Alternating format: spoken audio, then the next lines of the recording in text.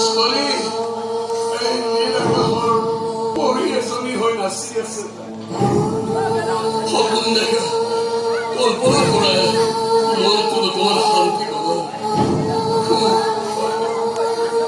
এনেকে আৰু কিমান দিন লিখিবা মায়াময় জীৱনী। তাতকৈ